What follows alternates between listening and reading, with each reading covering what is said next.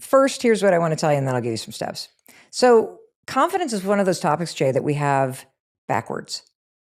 Everybody hears the word confidence and they think it's belief, like up here. Yeah, I agree. Confidence, my definition of confidence that I want everyone to walk away with is confidence is the willingness to try.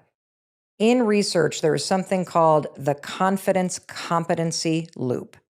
And what that means is that as you try something for the first time, like I was curling my hair this morning and I freaking burned my ear. And my daughter casually says, gotta learn somehow. By trying, and by the way, screwing it up and burning my ear, I still am gaining a little bit of competence. I know to hold this thing a little bit further away from my ear now. By gaining competence by burning my ear, I now am going to try again, and I'm going to be a little bit better. And I'm going to gain a little bit more competence, and then I'm going to try again, and I'm going to learn even more. And so confidence, at the heart of confidence is action. It's the willingness to try. And all you need is to know that if you try, you're not going to die. You're just going to learn something. And when you learn something, it removes a little bit of the insecurity so that it makes it slightly easier to try again. And so I would follow the 60% rule, okay?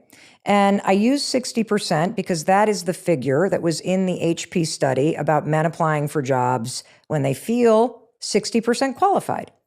If you look at something that you want to do or try or apply for, and you feel, whether it's 60% qualified, okay, I got 60% of the stuff, because the truth is a job description, everybody, a dating profile, that is not requirements. That's a wish list, okay? If you got 60% of this stuff, freaking go for it.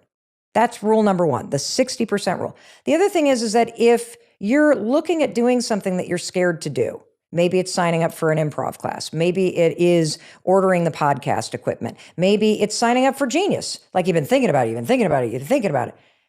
If you on a scale, you're on this teeter-totter, if you tip more toward I'd really like to, so about 60%, right? Wait, versus 40%, I'm kind of nervous. Freaking do it. That's how you build confidence. Because back to the original thing that we're talking about, self-doubt grows when you engage in negative talk to talk yourself out of the things you want to be trying. There is so much pain, Jay, in talking yourself out of trying things. And it just makes me so sad and frustrated to see so many of you that are listening, wasting years of your life, really feeling this desire to try something and putting all your energy into talking yourself out of it. Here's something that I just recorded an episode about this, and it's the fall. So I'm thinking a lot about the fact that, in the fall season, at least in New England, and I realize in other areas of the world, it's not the fall right now, the leaves fall off the tree, right? Here's an interesting fact. This is not a beautiful, graceful thing that happens. The tree pushes those frickers off its branches as an act of survival, because leaves have a huge surface area and they require a lot of water to be able to capture the sun and convert it into energy for the tree. And over winter, there ain't no water. And if those trees are there, the leaves are there, the tree's going to die. And it's an energy conserver. It is an energy issue. You are putting so much negative energy into things that you won't let go of, into complaining, into relationships that don't work, into your excuses. Do you know how much energy it takes to walk into a job you can't stand? And yet you do it every day.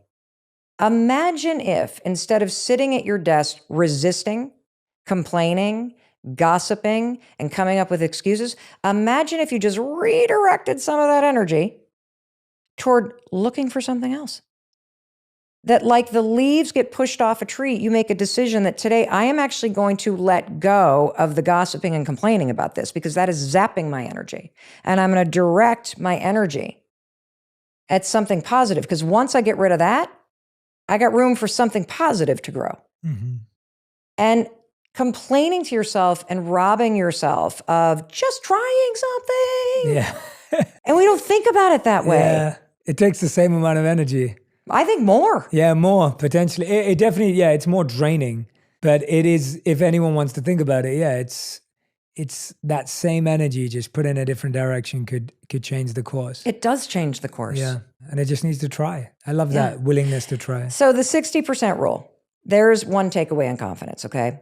The second thing that you can do with confidence, because it's action-based, this is where the 5-second rule is a game changer. Just use my 5-second rule literally in those moments where you feel self-doubt kick in. You got to be careful because you have a habit of hesitating. You have a habit of doing what psychologists say. You have a bias towards thinking. And so a second takeaway is use my 5-second rule. And when you catch yourself hesitating, when you catch the self-doubt coming in, when you catch the feelings and the excuses rise up, count backwards, 5, 4, 3, 2, 1. And by the time you get to 1, the prefrontal cortex will have focused on the counting, and you've got literally a split second to move. And the trick about this is when you start counting, you've made a decision to try. And the counting itself is like a Trojan horse because it's the first action.